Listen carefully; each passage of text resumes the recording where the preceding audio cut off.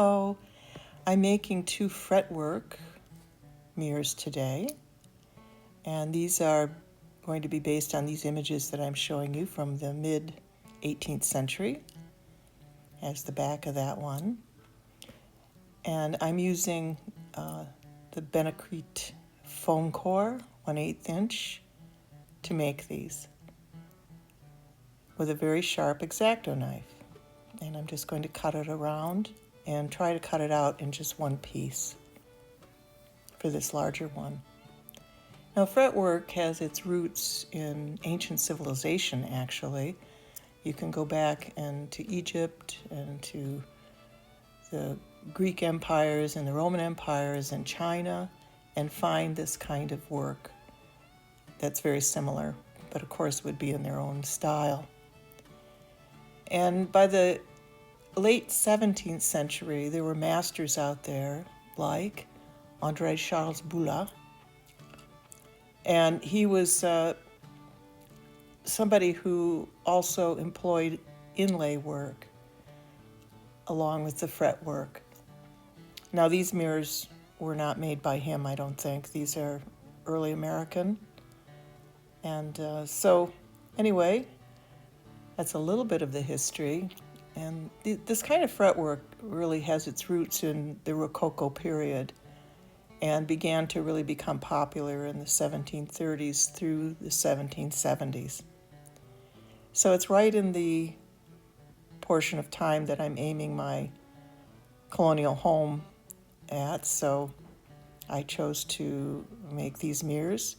They're a little fancy for the type of home this is, but I am putting some fancier stuff in it.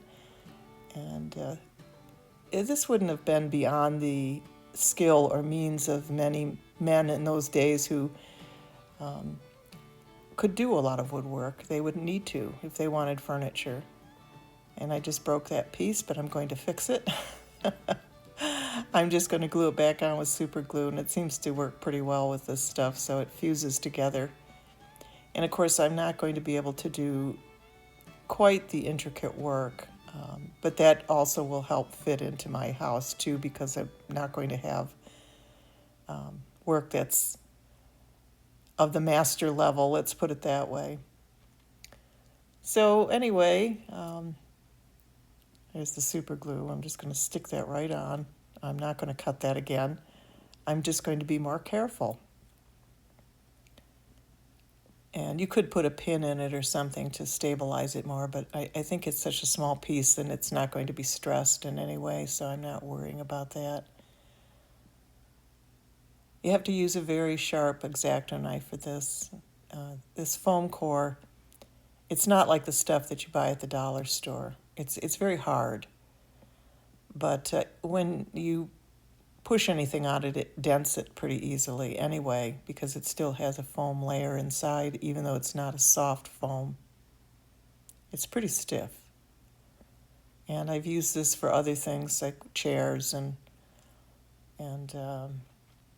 well, you've seen the other videos, I think, most of you, so you have seen me use this quite a bit. I've even used it to build the 1930s dollhouse, the 1.5 inch thick foam core from this corporation, and I get it on Amazon. Now I'm just going to go around. It sands rather well, and I'm using these diamond rasps. You can use regular sandpaper. It does fray a little bit when you sand, but if you keep it up, you can get off the little chunks. But I have a little trick that I use to make it hard around the edges. I get off most of it, and then you'll see me take some wood glue and paint it around the edges to close them up, and then I let it dry for 24 hours. And then resand it, and it smooths it out pretty well.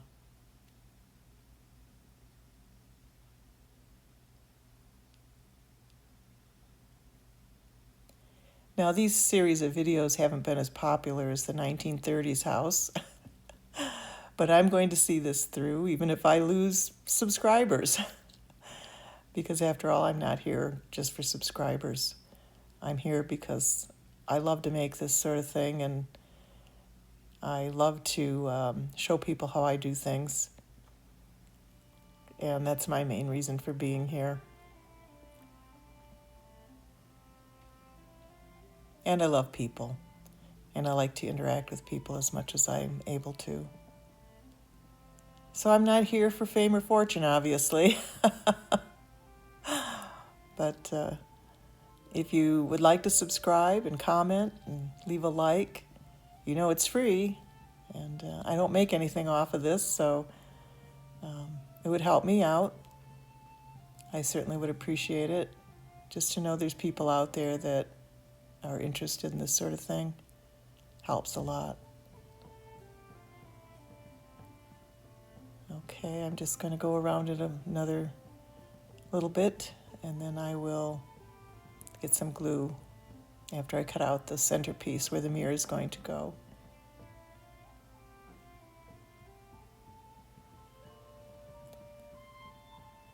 I eyeballed most of this. I'm not great on measuring. But certainly you could measure everything and get it very precise.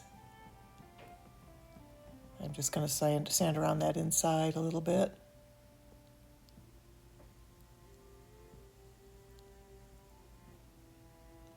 And you can see how this is going. This is not a very long project. It doesn't take a lot of effort, really. It's kind of fun. I'm just going to put that wood glue all the way around and wherever there might be a dent.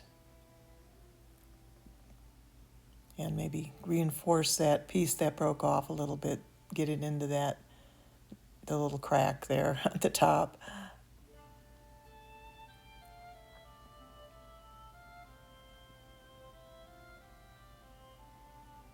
And I'm just using very inexpensive brushes from the dollar store for these crafts, and just using water to clean them and a little bit of soap.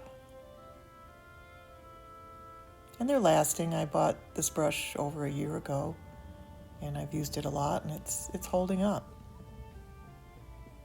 I guess it's not the dollar store anymore. It's more like the $1.50 store, Dollar Tree. At least it's been holding at about $1.50 for some time now, so we'll see what happens.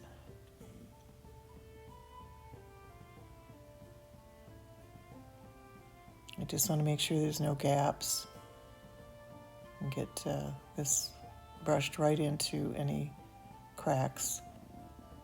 And then I'll let that harden for 24 hours. And I'm making 2 mirrors, so this is just the first one. It's dried now. I'm just using some 600 grit paper to smooth it out.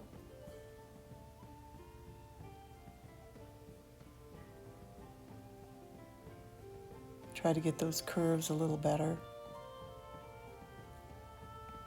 I made a template. I just made it up. I based it somewhat on those images you saw in the beginning, but I just made up the design and then just drew it out. And then, you know the drill. These are 1/16 square dowels, balsa wood, and I'm going to use this to trim both mirrors. And I'm going to glue it on with super glue. The only thing about super glue with this foam core is it bonds very quickly, so you have to make sure that you position it quickly. You could use any other kind of glue. You could use Elmer's glue, wood glue, whatever you like best. It's a little small for hot glue gun, I think. I don't think I could do it with a hot glue gun. At least I couldn't. I'm not that good with a hot glue gun. But certainly it could be used, I imagine, if you're good with that. And it would bond pretty well, I think, with hot glue. But this super glue works real well. I like this gel because it's thick and it gives you just about 2 seconds to move it, though. And I'll just go around the mirror so this will frame the mirror in a little more neatly.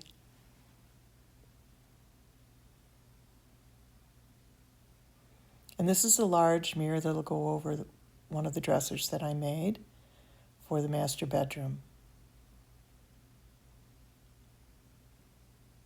Just trimming off the edges. Make sure they're even.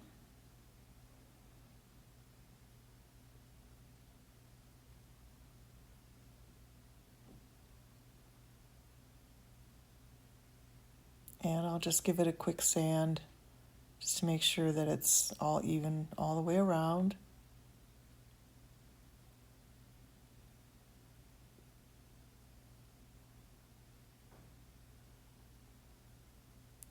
There were also designers such as Robert Manwaring, William Halfpenny, and Thomas Chippendale that were very famous woodworkers, and they would have made mirrors like this as well. These were a bit of a status symbol, and they could be very intricate. Now I'm just seeing if that piece of mirror will fit in the back. This is a vinyl sheet mirror that I bought off of Amazon and just pasted it onto some hard cardboard. And I'm just going to give it the first coat of paint, and this is paint that's been left over that I use these salad cups, and I painted the beds with this same color. And I like these little salad cups. If you get them from the dollar store too, they work really well, and they keep the paint for a long time, as long as you push the lid down sufficiently. And when you're done, you can rinse them out a couple of times and reuse them too. So maybe you have salad cups like this from some takeout. They'd work just as well. It's a good way to save paint. And I always mix the colors. I don't always use paint straight out of the bottle.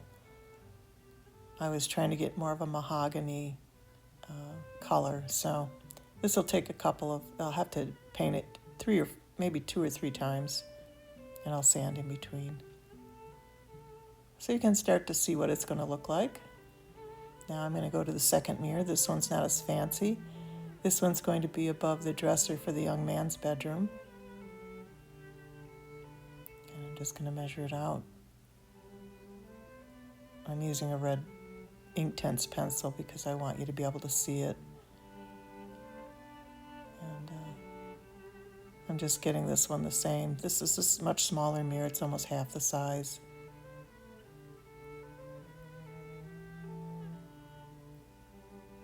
And I'm doing it in 2 parts this time because I had these extra pieces and I just wanted to use them. And this one won't have any fretwork on the bottom. It'll just have some on the top.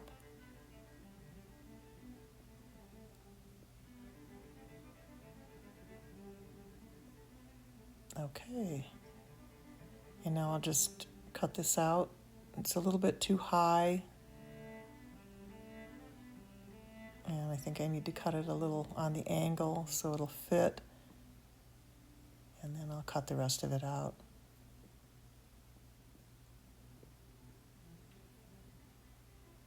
This is a little tricky cutting this. It's a little stiff in places, so I try to cut it out in pieces so I don't break it again. But again, if I do break it, I'm just going to glue it. Since the super glue bonds very tightly to this board, it works fine. If I was doing this in balsa wood, I probably couldn't do that, so. And balsa wood would just break. 1/8 inch thick balsa wood's pretty flimsy, so. And again, I just made a little template and did it the same on both sides. I just made this up, this design, but it's in the same style as the pictures you saw in the beginning.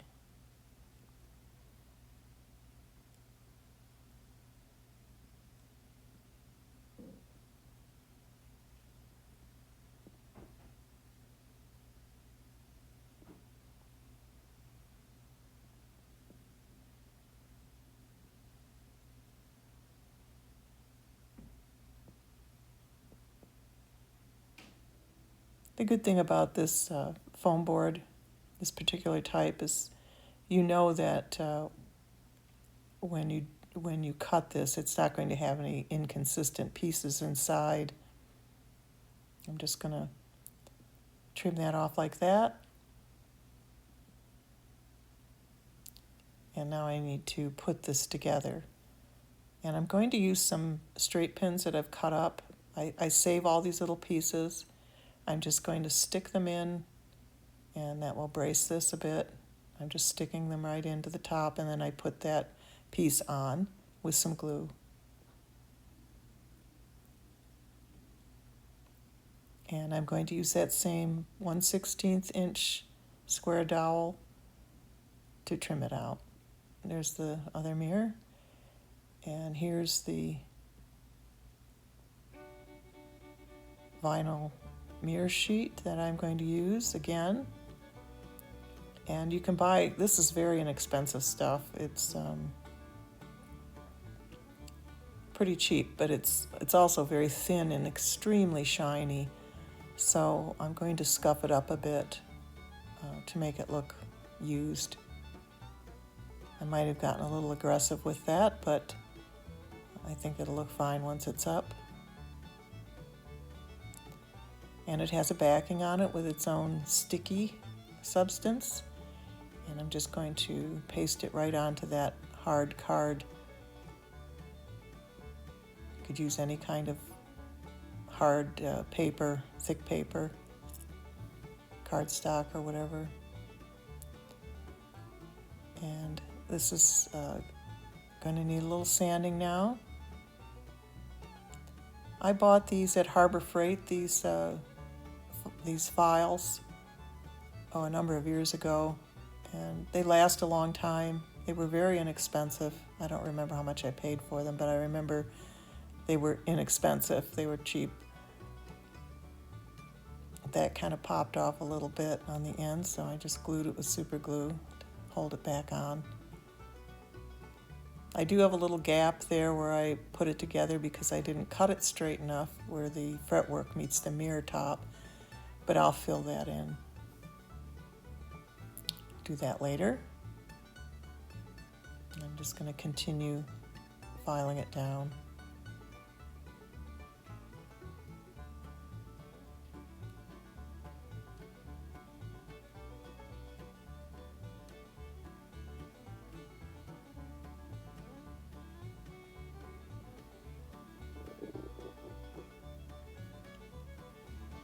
I have a little bit of leftover glue here, so I'm going to just mix some more into it, and I'm going to get some Minwax later and fill it in more, but I'm just going to go around this just like I did the other and paint all the edges and anywhere there's cracks, and I'll let that dry for 24 hours so it gets good and hard, and then it can be sanded.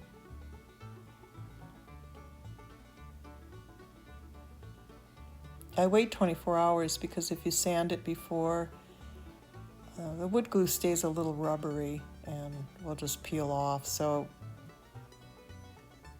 it's a good thing to wait at least 24 hours, I think.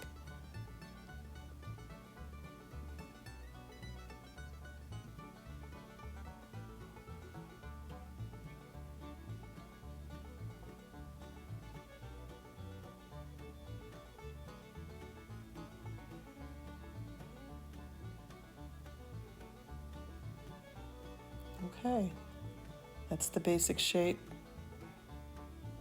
Now I'm going to go back and repaint this. I already sanded it once after I painted it the first time. So I'm going to give it another coat.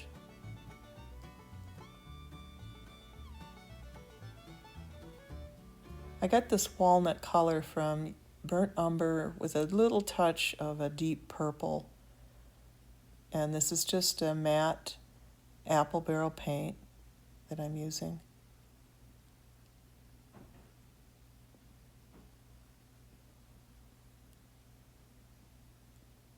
Okay. And that's going to need another coat of paint yet. After this dries, the coverage isn't great on this foam board. It's a little slippery. And now this one is dry, the one that I haven't painted yet.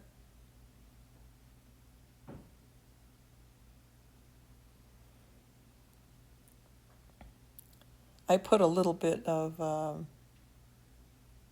matte finish on it, and I'm going to just rub it off just because I want it to look a little used. I'm just going to rub that off. And see if it fits. It fits.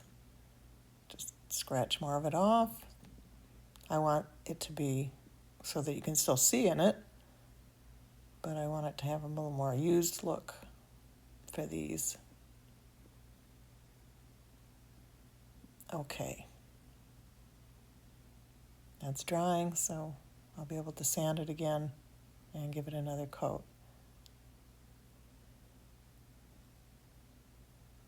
Okay.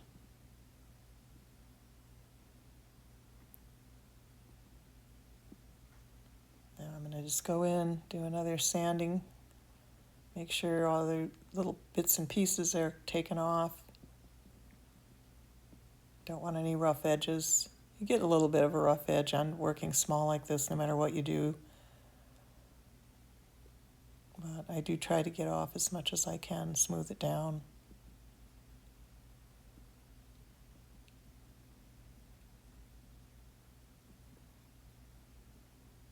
Nice thing about these files too is they come in a lot of different sizes and shapes, so that when you do something like this you can fit it right into the curves.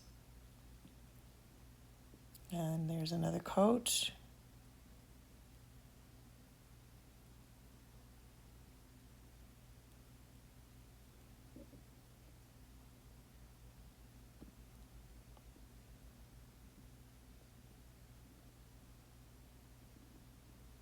And I'm going to give this one another sanding as well.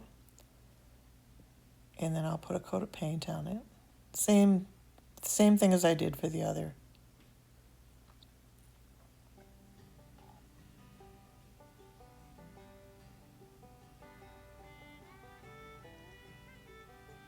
Okay. Same color.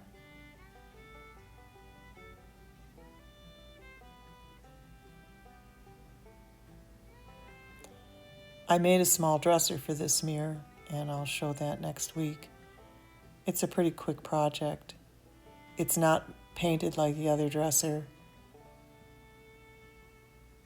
I wanted something a little more primitive for the boy's bedroom, young man.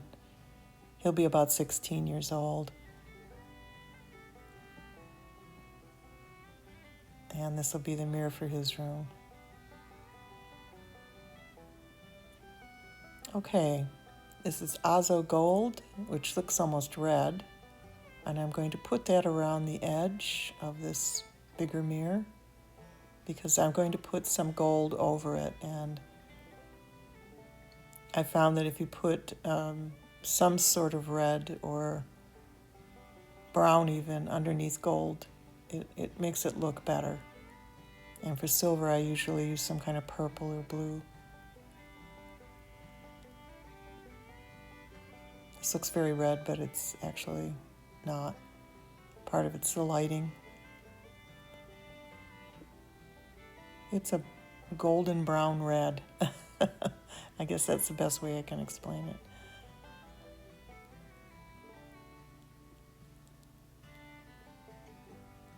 And this is not a matte finish. This is more of a glossy finish. And there's what it's starting to look like against a white background.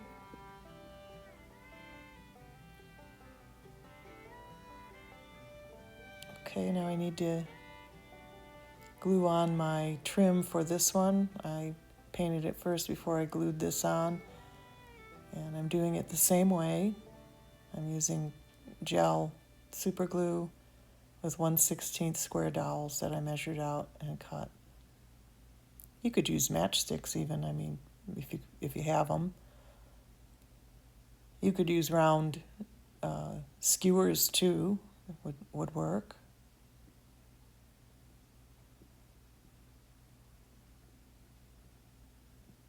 I have a lot of these dowels, though, these square dowels, balsa wood. When you buy them, you have to buy this like big package, and so I have enough to last a lifetime, I think. I use them frequently, though. Use them to make windows and trim out pictures and trim furniture.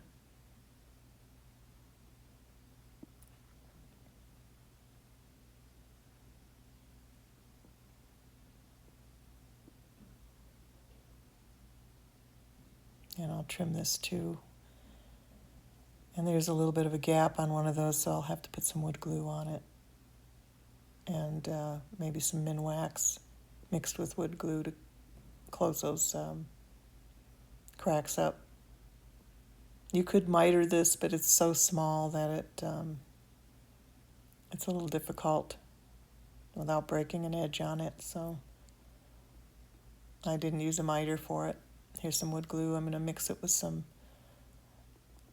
I'm sorry, not wood glue, that's wood filler, Minwax, and I'm going to mix some wood glue into it, make it thinner.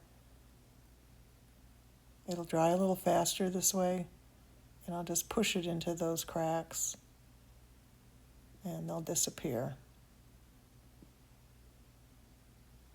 I'll have to sand it.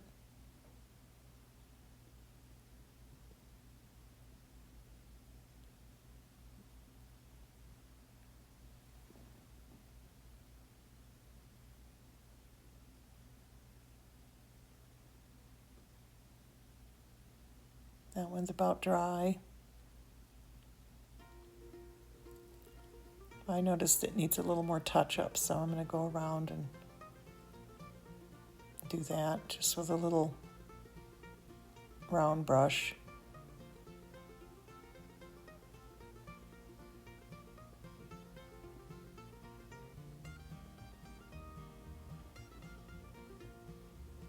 Just want to see if the mirror fits. To make sure I cut it back adequately. I'm going to use fabric tack to glue on the mirror in the back, but you can use any glue you like. I'm just sticking a skewer to kind of smooth it out a little bit there. I just didn't want it to ease around the edges and get on the mirror. Just make sure, clean it up a little. Okay, now what I have to do is let that dry a little more, and I will put a gold rim around it with a chrome marker.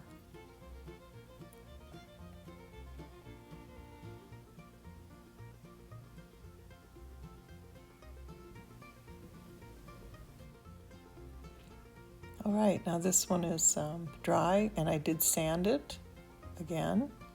I sanded down those areas where I put the putty mixed with the glue. And I'm just going to give it another coat of paint. I'll let this dry, and then I'll probably sand it again, give it another coat. And I will paint the backs of these two.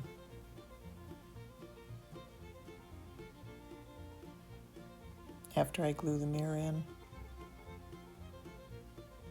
Now this one, this big one, is the one that's going to get the chrome trim, the marker, chrome marker trim.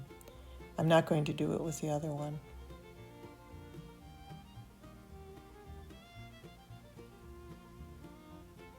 And I'll give this a couple of coats. It takes a while for this stuff to dry, several hours. I'll go back and I'll do it again. But that's essentially done. Okay, now this one, yeah, there it is again.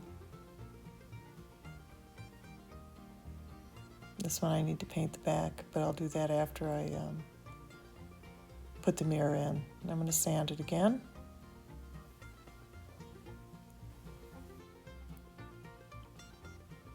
I sanded quite a bit of the paint off that time, so I'll have to paint it a number of times. Make sure it's covered. Same paint as I used for the other mirror. It dries a little bit darker.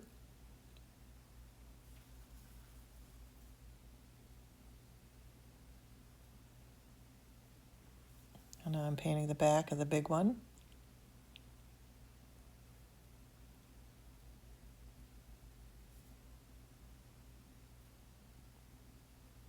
And I'll just hang these above the dressers with museum wax. And that's the small mirror. I'm just using fabric tack again.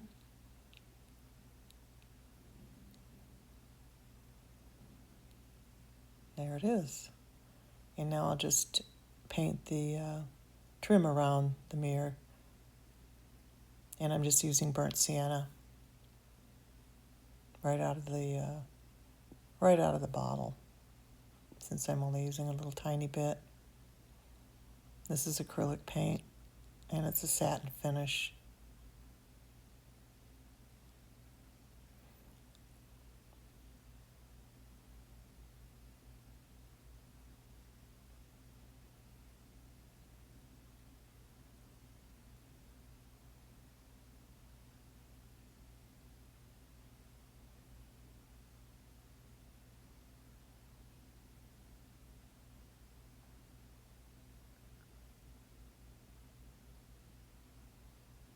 There, that's done. Now I've finished both mirrors.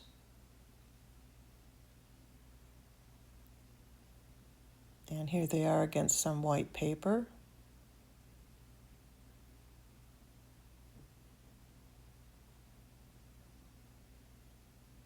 Well, let me know what you think. And if you would try one of these, you don't have to have a colonial home for one of these mirrors. Well, here it is finished, and it's set up in one of my little display boxes, since I haven't finished the house yet, or anywhere near it. I made the bedding the other day and the pillow. This is for the young man's room. He has a chamber pot under the bed, and a pitcher for washing and a bowl. And this is the master bedroom, and that's the larger mirror.